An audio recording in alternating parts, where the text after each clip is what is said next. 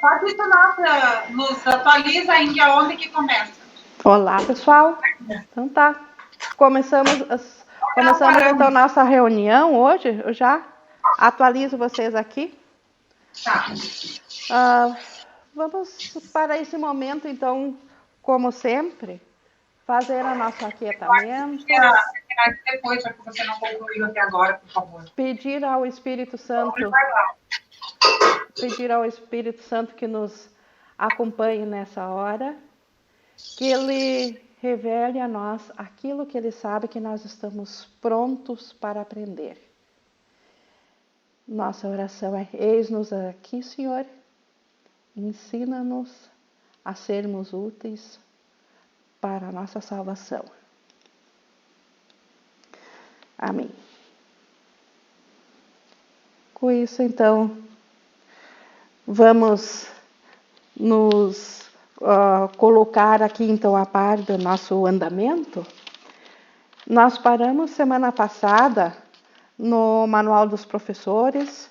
Nós estamos estudando a 4ª pergunta, que são: quais as características dos professores de Deus? É onde nós temos 10 características, sendo a primeira que nós já estudamos semana passada, a confiança. Até vou revisá-la rapidamente, porque é baseado na confiança que todas as demais 9 características que ele vai apresentar no estudo de hoje, elas se baseiam em cima dessa confiança. No momento que nós desenvolvermos esta confiança, as demais características são naturais nos professores avançados de Deus. E nesse desenvolvimento da confiança, nós vimos 6 períodos nos quais eles se estabelecem, ou 6 formas da gente ver o desenvolvimento delas. E o primeiro que a gente estudou semana passada foi o período de desfazer, que é o desaprender o valor das coisas. A primeira coisa que a gente faz, desaprender o valor daquilo que nós acreditávamos que é o que tinha valor. No segundo período, é o período de seleção, que a gente aprende que tudo tem um objetivo, tudo serve para ser perdoado. No primeiro período, a gente não sabia para que servia, aprende o que não tem valor. No segundo, aprende que tudo tem valor na medida que for útil para ser perdoado. No terceiro período, nós tivemos um período de abandono, que é largar aquilo que não tem valor, e no lugar daquilo que a gente estiver largando, sempre tem uma dádiva. Então, atrás de cada coisa perdoada, tem uma bênção. No quarto período de assentamento, que é o período de assentamento, é onde a gente usa na prática o que a gente aprendeu até então no curso. Então, nesse período de assentamento, é possível ir tão longe nessa prática que chega um momento, como a gente aprendeu lá naquele panfleto da psicoterapia, chega um momento que a gente pode já estar pronto para ver sem impedimentos do corpo ou da vista, sem entolhos no olho, como ele falou lá na psicoterapia. Ou seja, no período de assentamento, é possível chegar ao que nós consideramos aqui iluminação, mas ainda há um trabalho na mente a ser consecutado, a ser feito. Então, por isso que ele diz que no período de consecução o estudante não chegou ainda tão longe quanto ele acredita, mas, por outro lado, é um período que ele escolhe para reunir amigos e, a partir daí, ele não vai mais só. Por que ele não vai mais só? Porque ele está unido em mente às demais mentes. E o quinto período, período de desassentamento, que o quarto foi o assentamento, um período de paz, o período de desassentamento é o período que ele só pede o que ele quer. Enquanto nós estivermos presos a corpos, nós pedimos por coisas que nós não queremos, por coisas que nos separam do nosso ser. No período de desassentamento, nós já só pedimos o que nós queremos. E o que nós queremos? Estar cientes o tempo todo da nossa mente em Deus. E o sexto período, o período de consecução, é o período da completeza do curso. É o período no qual a gente fica pronto para Deus dar o último passo. É o período no qual a gente está no mundo real. Eu só fiz esse pequeno retorno a esse desenvolvimento da confiança, porque os próximos passos, como ele diz aqui, as próximas características que vamos estudar, elas se baseiam totalmente nisso. Como ele vai dizer aqui. Então, vou iniciar aqui a leitura e isso vai ficar mais claro. Então, nós estamos agora no segundo item das características, na honestidade. Todos os outros traços dos professores de Deus baseiam-se na confiança. Uma vez que ela tenha sido alcançada, os outros não podem deixar de se seguir. Então, todas as demais características agora acontecerão automaticamente devido ao desenvolvimento da confiança. Só aqueles que confiam podem se permitir a honestidade, pois só eles podem ver seu valor. A honestidade não se aplica apenas ao que dizes. Olha que maravilha isso. Olha a profundidade disso. Ó. De fato, o termo significa consistência. Nada do que dizes contradiz o que pensas ou fazes. Nenhum pensamento se opõe a outro pensamento, nenhum ato trai tua palavra e nenhuma palavra discorda de outra. Tais são os verdadeiramente honestos. Então, por aqui, a gente já pode compreender por que o desenvolvimento da confiança é tão necessário para se adquirir a verdadeira honestidade. Quem de nós pode dizer que nossos pensamentos, um não contradiz o outro? Nós somos a própria contradição em termos, né? Enquanto estamos aqui pensando em sermos seres separados e limitados, individuais. Então, essa honestidade, ela vai muito além do que nossa mente egóica consegue compreender.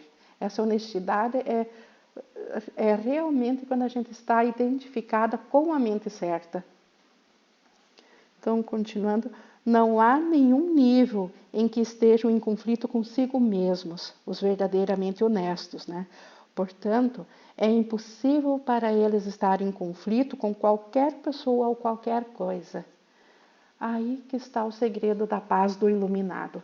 Como ele não está em conflito com nada, com ninguém, ele está absolutamente em paz. E a paz é um atributo da mente de Deus. A paz da mente que experimentam os professores de Deus avançados se deve em grande parte à sua perfeita honestidade. Só o desejo de enganar é que faz a guerra. E aqui eu vou dizer, quem que tem o desejo de enganar? Apenas o ego. Por que ele quer enganar? Porque é através do engano que ele conseguiu a nossa participação na existência dele. É que ele conseguiu fazer de nós um aliado para o seu existencialismo. Por isso que o ego, ele precisa nos manter na guerra, no engano. Ninguém em unidade consigo mesmo é capaz de sequer conceber o conflito. E isso, de novo, se ele está em unidade consigo, automaticamente ele está em unidade com todos. E se ele está em unidade com todos, não sobra ninguém para com quem manter uma guerra. Por isso que ele fica em paz. O conflito é o resultado inevitável do auto-engano, e o auto-engano é desonestidade. Então, nós, na verdade, temos que reconhecer que somos desonestos. Desonestos conosco mesmo. Então, essa honestidade é nossa meta chegar lá.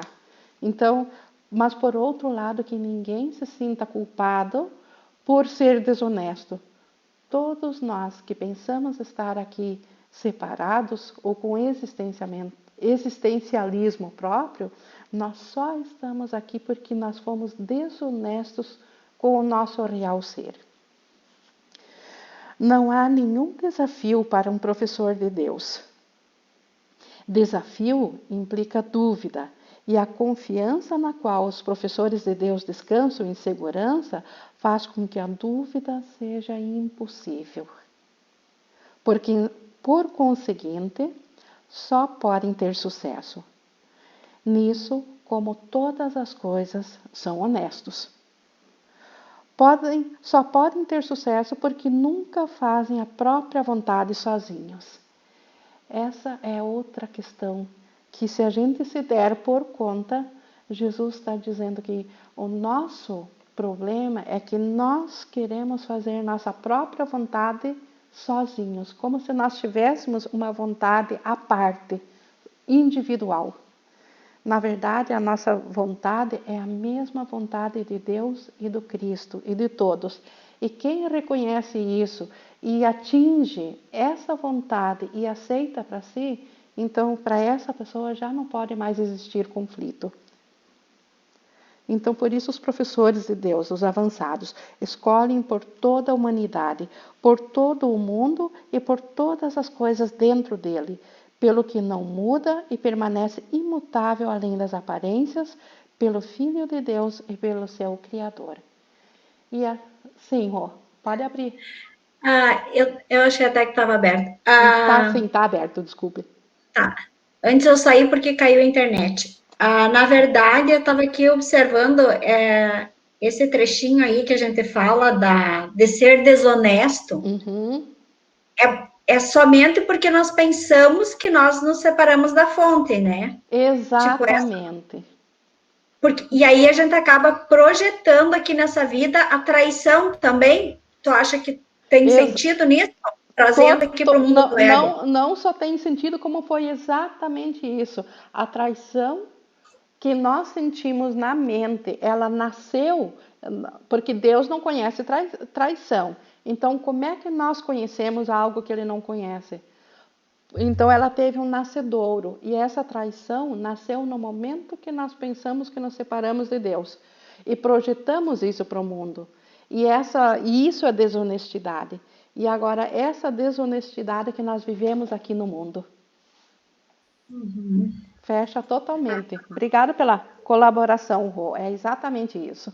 Eu tento trazer um pouquinho nos termos para a gente comentar com as pessoas mais no mundo aqui, né? Nas palavras mais da vivência, que as pessoas às vezes querem saber por que a traição, né? Por que essa insegurança. E é uma projeção dessa criação da mente, né? Da crença da separação. Exato, ela está lá na mente, não tem como fugir dela. Só tem como curar-se dessa ideia, mas não como fugir dela enquanto se acredita nela. Uhum. Obrigada. Tem que curar através do perdão, no caso, né? Exato. Esse é o perdão do Espírito Santo. Curar essa ideia faltosa, curar essa mente que acredita em traição, essa mente que acredita e que age de forma desonesta. No momento que ela é curada, ela automaticamente passa a ser honesta. Ela automaticamente segue pela linha de pensamentos que é provida por Deus, pelo Espírito Santo, e onde um pensamento não contradiz o outro, um ato não contradiz um pensamento. Uhum. Então, esse é o resultado final da cura. Tá. E aqui, então, continuando, só completar as últimas duas frases. Só vou repetir a anterior para fazer sentido. Então essas pessoas, esses iluminados, esses que chegam a ser totalmente honestos, eles escolhem por toda a humanidade. Como é que eles escolhem por toda a humanidade? Porque eles já não se veem à parte, eles sabem que a mente deles é una com todas as mentes. Então, se eles escolhem por si, escolhem por todos. Então escolhem por todo mundo e por todas as coisas dentro dele, pelo que não muda e permanece imutável além das palavras. Então eles escolhem a favor de Deus, a favor do Espírito Santo. E como poderiam não ter sucesso? Escolhem em perfeita honestidade, seguros da sua escolha tanto quanto de si mesmos. Então, esta honestidade realmente é assim um atributo natural de quem está curando a sua mente, de quem está na mente curada. É a nossa meta e é uma coisa tão maravilhosa que quem for chegar lá na total honestidade, ele só pode ficar em paz, porque é o conflito que nos tira a paz. Então vamos agora à terceira característica dos professores avançados de Deus, que todos têm em comum, que é a tolerância. Os professores de Deus, eles não julgam.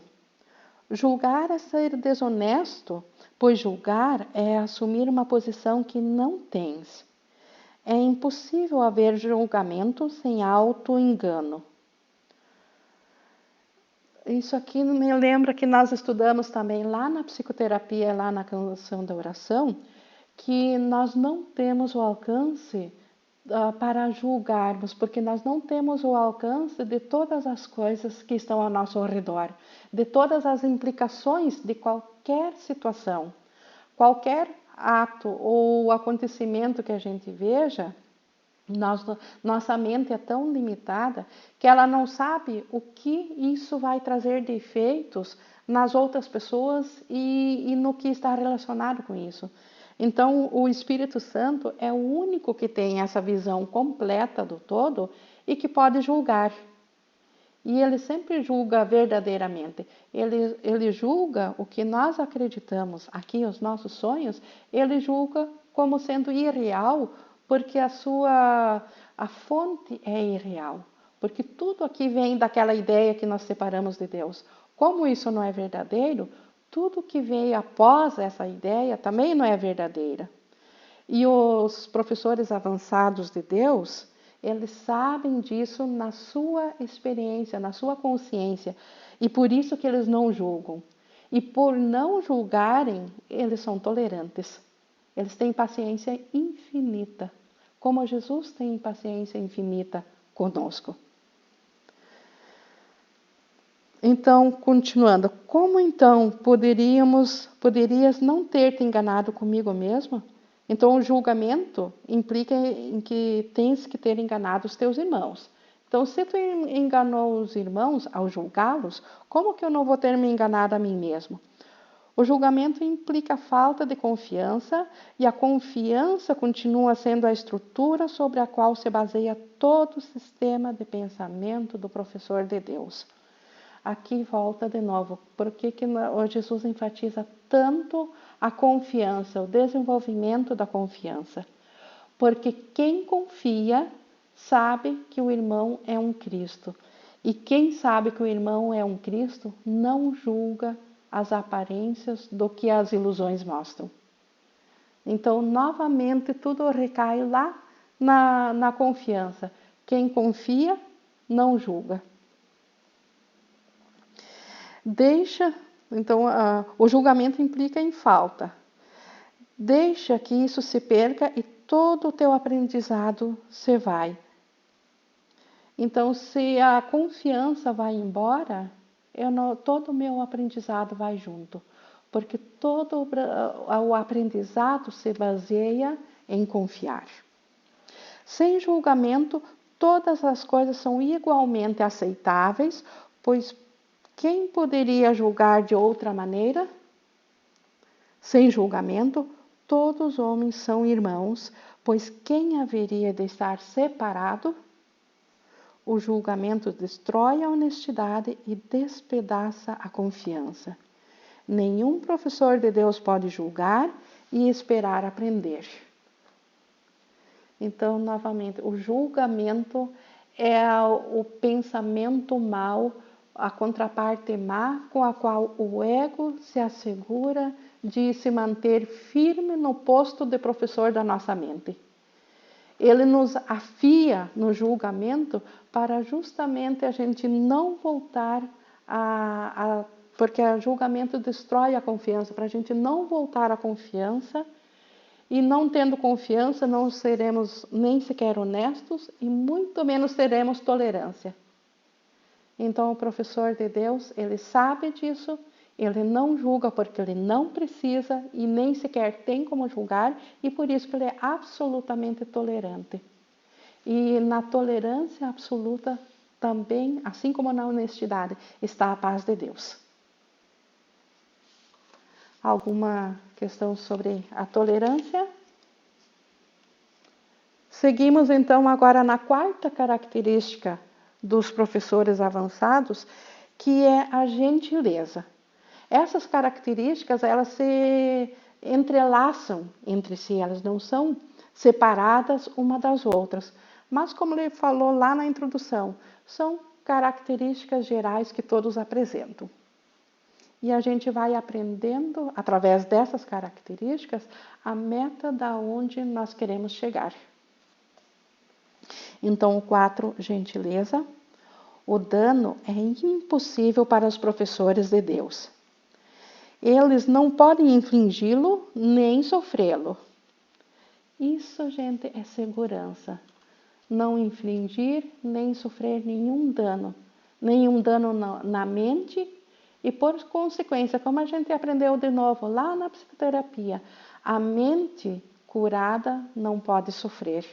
Então, a mente que está curada, o corpo acompanha, o mundo físico acompanha. Então, quem não sofre, não consegue infligir nem sofrer um dano na mente, também não o sofre aqui no físico. O dano é o resultado do julgamento. De novo, né? Lá na tolerância a gente viu o quanto o julgamento destrói a confiança. E uma vez destruída a confiança, o que vem? Vem o dano a nós. Por isso que ele é o resultado, o dano é o resultado do julgamento. É o ato desonesto que segue um pensamento desonesto. É um veredito de culpa para um irmão e, portanto, para a própria pessoa. Claro, o irmão é eu.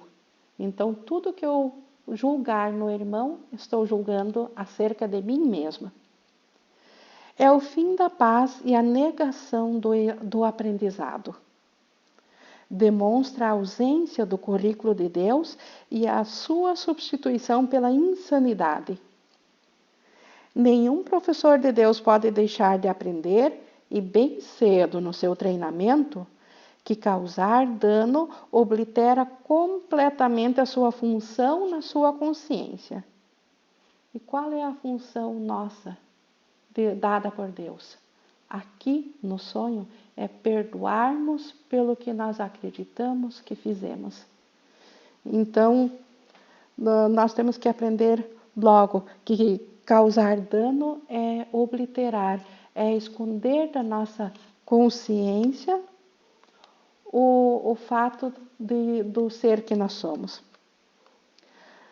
Então, o dano ele fará com que ele fique confuso, o professor de Deus que causa dano, ele fica confuso, amedrontado, raivoso e desconfiado. Fará com que seja impossível aprender as lições do Espírito Santo. E o professor de Deus também não pode sequer ser ouvido, a não ser por aqueles que compreendem que o dano, de fato, nada pode conseguir. Nenhum ganho pode advir dele. Então, quem acredita em danos está sendo guiado pelo currículo do ego. E no momento que ele está seguindo um currículo do ego, ele já não é mais professor de Deus. Ele é professor do ego. Então, por isso que só com o Espírito Santo é que nós podemos seguir o currículo de Deus. Seguindo aqui no 2, portanto, os professores de Deus são totalmente gentis. Então, quem não causa dano é automaticamente gentil. Eles necessitam da força da gentileza, pois é nisso que a função da salvação vem a ser fácil. Para aqueles que querem causar dano, ela é impossível. Então, a função da salvação, para quem quer causar dano, não tem como, porque salvação é paz na mente, e com dano não há paz. Então, para aqueles que não veem significado no dano, ela é meramente natural. A gentileza, ele está falando aqui, a gentileza é natural, ela não precisa ser buscada. Ela é automática naqueles que não causam dano. Que outra escolha, além dessa, pode ter significado para quem é são, para quem é saudável, para quem é salvo na mente? Quem escolhe o inferno quando percebe um caminho para o céu? E quem escolheria a fraqueza que não pode deixar de vir do dano, em lugar da força infalível, totalmente abrangente e sem limites da gentileza? Olha que comparativo, né? Quem escolheria a dor e o dano quando pode ser gentil e estar em paz? O poder dos professores de Deus está em sua gentileza. Olha a maravilha. Não só a gentileza é um produto natural de não causar dano, como isso é o poder do professor de Deus. Pois eles compreenderam que seus pensamentos maus não vieram nem do Filho de Deus, ou seja, nem de mim, e nem do seu Criador. Então, essa compreensão, isso é fundamental. Entender que aqueles pensamentos maus que passam pela minha cabeça, eles não vieram de mim. E nem de Deus, nem do meu Criador. Eles vieram de algo alheio a mim. Eles vieram do ego. Então, e eu não sou o ego. Então, eles não são meus. Então, se esses pensamentos maus não são meus, o que sobra em mim? Só a gentileza, só a vontade de jamais fazer o dano. E assim, uniram os seus pensamentos àquele que é a sua fonte. Então, os professores de Deus gentis, eles se unem em pensamento a Deus. E assim, a vontade deles sempre foi a dele próprio e é livre para ser ela mesma. Então, estando em unicidade de vontade com Deus e comigo mesmo, a gentileza é inevitável. Então, ela é uma meta e é um fim. Então, vamos ver então agora a quinta característica que os professores avançados de Deus têm em comum, que é a alegria. A alegria é o resultado inevitável da gentileza.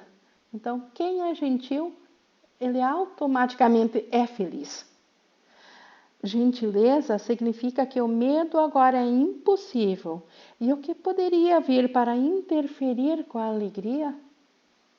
Lembrando aqui, pessoal, que a alegria é um atributo do amor, é um atributo de Deus. A alegria é uma dádiva de Deus que Ele compartilha com as suas crianças. Então, se a alegria é um atributo de Deus, e se a gentileza, ela manda embora o medo, então como é que quem está gentil não vai ser feliz? Um é consequência automática do outro. Então, esses professores alegres, as mãos abertas da gentileza estão sempre cheias. Os que são gentis, eles não têm dor, não podem sofrer. Por que não seriam alegres? Eles estão certos de que são amados e de que estão a salvo. Então, esse é o fundamento da sua alegria. Como que eles não vão ser felizes? Compartilhando da própria alegria de Deus.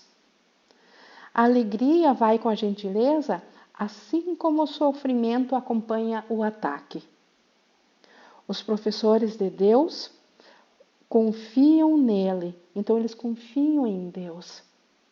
E estão certos de que o professor de Deus vai à sua frente, ou seja, o Espírito Santo, aqui está professor com P maiúsculo. O Espírito Santo vai à sua frente, assegurando que nenhum dano lhes venha a suceder. Então, os que são gentis são alegres e seguem em segurança absoluta, porque sabem que mesmo que o ego tente causar algum dano em retaliação, por eles não seguirem mais o ego, o Espírito Santo vai à frente deles, assegurando que nenhum dano os possa atingir. Eles mantêm as suas dádivas, que são alegria, gentileza, né? E seguem no seu caminho, porque a voz de Deus os dirige em todas as coisas. Então, o Espírito Santo, ele dirige a seus professores em todas as coisas.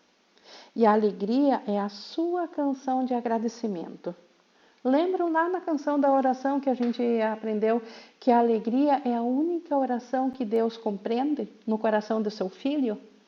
Então, Deus se doa a seu filho, que em agradecimento a essa doação retribui em alegria.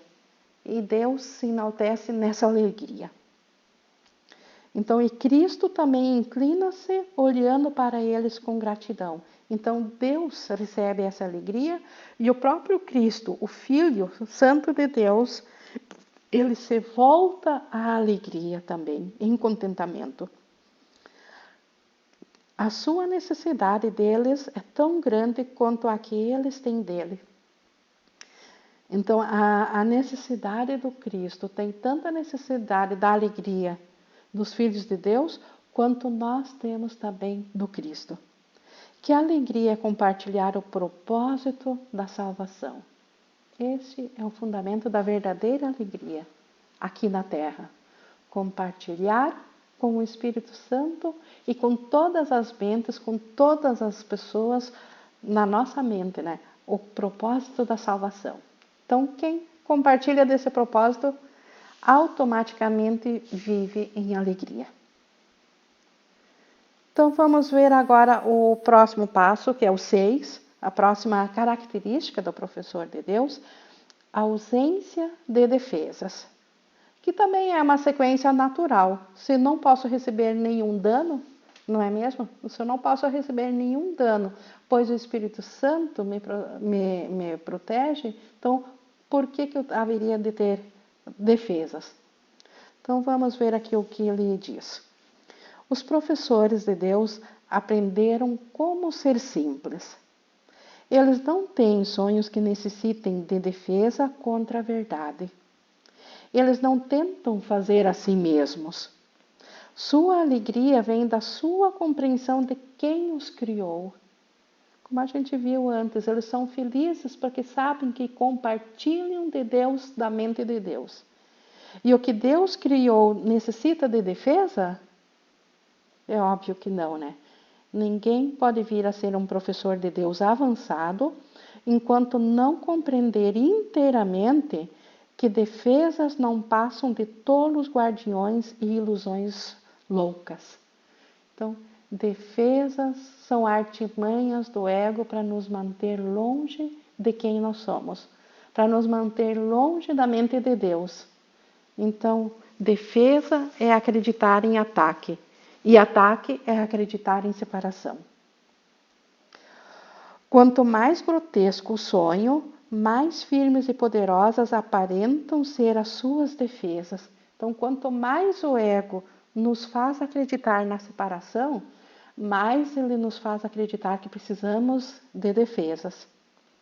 No entanto, quando o professor de Deus finalmente concorda em olhar para o que vem depois delas, depois das defesas, ele descobre que ali não havia nada. O ego não é nada, é só uma crença, não é real. Lentamente no início, ele se deixa ser desenganado. Nosso estágio aqui, a gente lentamente estamos nos deixando ser desenganados. Porém, aprende mais rápido à medida em que aumenta a sua confiança. Volta lá nos 6 passos da confiança. A cada passo da confiança mais firmemente consolidada, mais rapidamente eu consigo ser sem defesas. não é o perigo que vem quando se abre mão das defesas, é a segurança, é a paz, é a alegria e é o próprio Deus. Então, por isso que uma característica de todos os professores avançados de Deus é naturalmente serem sem defesas. Então, a ausência de defesas. Não tem como não ser assim. Seguimos então agora para o 7º passo, que é, não é passo, é a 7ª característica, que é a generosidade. O termo generosidade tem um significado especial para o professor de Deus. Não é o significado usual da palavra. Então, o ego, ele usa aqui a generosidade também com um fim, mas o curso usa com outro fim. E agora ele vai explicar, então, como que o curso usa a palavra generosidade. Não é o significado usual da palavra. De fato, é um significado que tem que ser aprendido e aprendido muito cuidadosamente. Como todos os outros atributos dos professores de Deus, esse se baseia em última instância na confiança, pois sem confiança ninguém pode ser generoso no sentido verdadeiro. Então, novamente, volta tudo lá na confiança.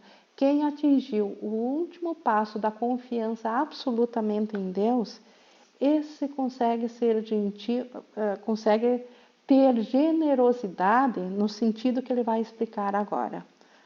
Para o mundo, generosidade significa dar para os outros no sentido de abrir mão. É aquele exemplo físico que eu dou aqui. Se eu tenho R$100 e eu dou a outra pessoa, eu fico sem. Então, o mundo diria que eu fui generosa. Eu dei para ele uma coisa, mas a insanidade é que eu fiquei sem ela. Para os professores de Deus, significa dar para poder ter. Então, a generosidade que o professor de Deus tem, ele precisa dar ela, pois ao dar a generosidade é assim que ele a obtém. Isso tem sido enfatizado em todo o texto e no livro de exercícios, mas talvez seja mais alheio ao pensamento do mundo do que muitas das outras ideias no nosso currículo. Sua maior estranheza está simplesmente na obviedade da reversão que faz do modo de pensar do mundo. Então, por isso que é tão difícil captar o que é essa generosidade, porque o mundo não quer abrir mão da crença de que o que eu dou eu perco, porque o ego inteiro baseia-se nesse fundamento.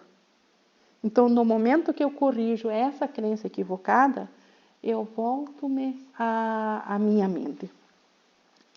Então, continuando aqui no 8, no sentido mais claro possível e no mais simples dos níveis, a palavra significa exatamente o oposto para os professores de Deus e para o mundo.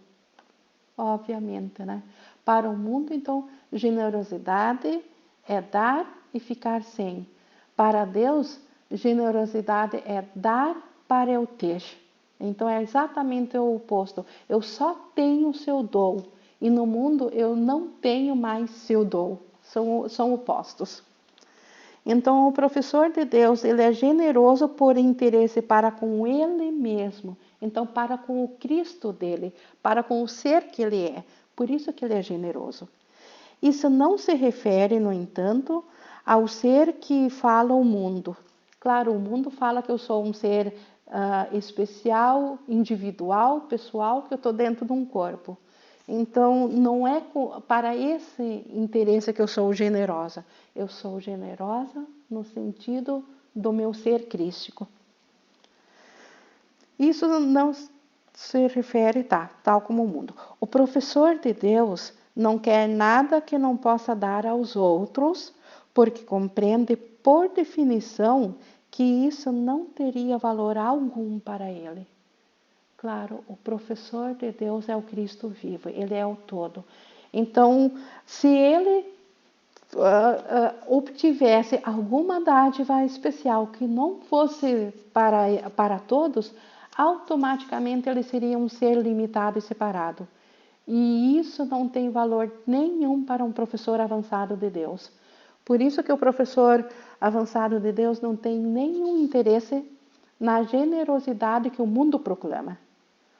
O seu único interesse, então, é na generosidade, tal como o curso aqui a proclama, que é dar para ter. Para que ele iria querer tal coisa? Então, o professor de Deus avançado, por que ele iria querer uma dádiva que o faz pensar que ele é separado, que ele é especial, sendo que ele é um com todos? Ele só teria a perder com isso. Então, ele esqueceria sua memória de quem ele é e voltaria-se de novo a ser esse ser perdido dentro do ego. Então, por que ele escolheria isso? Ele não poderia ganhar com essa escolha. Portanto, ele não busca aquilo que só ele poderia ter, porque essa é a garantia da perda. E é aqui que o ego baseia tudo o mundo físico nisso. Garantir que a gente perca, porque assim a gente volta de novo a ficar atrelado ao ego. Mas ele quer o professor de Deus avançado, né? Ele quer ter para si todas as coisas que são de Deus e, portanto, são para o seu filho. Então, tudo que vem de Deus. E o que vem de Deus? Paz, amor, alegria, bem-estar. Então, isso ele quer para todos, porque é direito de todos. Estas são as coisas que lhe pertencem. Então, tudo que é de Deus pertence a ele. Estas ele pode dar com generosidade verdadeira, protegendo-a sempre para si mesmo. Então, por isso que a generosidade é uma característica do professor de Deus. Ele a tem porque ele a dá, e ele a dá porque ele a tem. Então, com isso nós concluímos a generosidade. Temos 5 minutinhos. Tem aqui a paciência, que é bem curtinha. Acho que vamos ver essa característica também, então, ainda. Depois podemos abrir para perguntas. Pode abrir, Rô? Abre o microfone, Rô. Eu acho que não abriu ainda teu microfone, Rô. Tá. Desculpa, tu abre sempre para... Desculpa, Ingrid, eu não entendi. Tu abre sempre no final para dá para interromper assim? Dá, sim. Sim, no final é só para mais alguma coisa extra. É para interromper no meio, sim. Ah, tá. Porque senão... Não, no meio é pontual. E no final é no contexto geral. A troca de ideias no final. No meio é o pontual do assunto. Porque eu acho interessante a gente falar, porque senão fica, poderia pegar aqui e ler, né? Esse lido só, às vezes, tu não vê o que tem por trás, né? Por exemplo, essa gentileza, né? Tu acabaste de falar que não é necessária aqui no mundo, né? Mas, por exemplo, a gentileza, eu acho que ela é um aspecto, né? De exercitar. Desculpe, eu acho que me expressei mal se eu deixei entender que ela não é necessária no mundo. Pelo contrário, eu falei que os professores são naturalmente gentis sem forçarem a barra, sem barganharem em ser gentil para ganhar alguma coisa. Porque a generosidade eu vejo... do mundo é barganha por alguma coisa. Porque eu vejo a gentileza assim como o perdão. Por exemplo, o perdão na mente certa, ele não é necessário, porque lá já está tudo certo, né? Sim. Então, a gentileza, o perdão, ele é necessário aqui no mundo, né, do ego. Nesse sentido, até eu vou te dizer que a gentileza vai além do perdão, porque o perdão é só no mundo do ego, como tu diz. Mas a gentileza é uma característica de Deus, do amor. Então, a gentileza, ela estende no céu também. Então, ela vai além. Ela é mais do que o perdão. Aqui é necessário o perdão, mas a gentileza vai além. No céu é inconcebível a ideia de perdão, mas não de gentileza. Entendi. E aqui no Vai mundo, ficar claro. pelo contrário, então, se eu dei a entender que o que ele diz aqui, Sim, a generosidade que o mundo proclama é diferente da generosidade de Deus, do livro. Que a generosidade do mundo, ela é baseada em cima de eu dar algo com ideia de barganha ou de ficar sem, ou pagar uma conta. E a generosidade do curso, ela é em pensamentos. Eu só a tenho se eu a dou.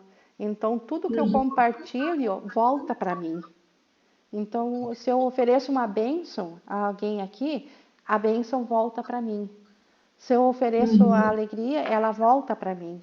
Então, a generosidade, ela só é adquirida através do dar. Assim como todas as características de Deus, assim como o amor. Ele só vem a mim através do dar. É que tu vai dando um novo propósito para esse dar do mundo, né? Pela gentileza, tu vai Exatamente. dando. O que não significa agora que eu não vou dar uma ajuda ou dar uma contribuição gratuita. Não, não é nada disso. Não. Agora, o que eu falei que o mundo barganha não significa que dentro do comportamento, como a gente aprendeu lá na psicoterapia, aonde o dinheiro ou alguma coisa física que eu tenha deve estar dentro do roteiro, dar isso não requer custo nenhum. Então, não significa que eu não vou ser generosa também fisicamente, mas Mas significa a nível tu de pode dar um estudo. propósito também porque a gente acaba usando, às vezes, o físico como um espelho, né? E Exatamente. depende da percepção, do propósito, né? Exatamente. E quando o propósito é ser verdadeiramente generoso no sentido do curso, muitas vezes a forma de expressar essa generosidade pode ser através de um ato físico, de É isso. doação de alguma coisa. Então, É na isso aí. mente, eu estou dando a unicidade.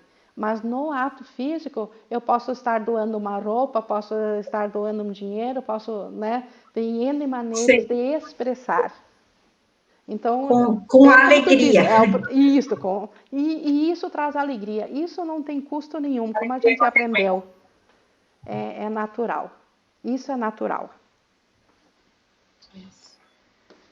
Bom, nós estamos então agora 2h30. Vocês podem, então, eu acho que a gente aprendeu já bastante até esse 7. Fica então o 8, 9 ou 10 para a semana que vem. E alguém tem mais alguma coisa para complementar ou para contribuir ou para pedir? Ficou alguma dúvida ou alguma? Gostei muito. Obrigada, Rosélia, pela tua participação. E alguém mais gostaria de contribuir com alguma ideia? Acho que está perfeito. Perfeito, Ingrid. Muito ótimo.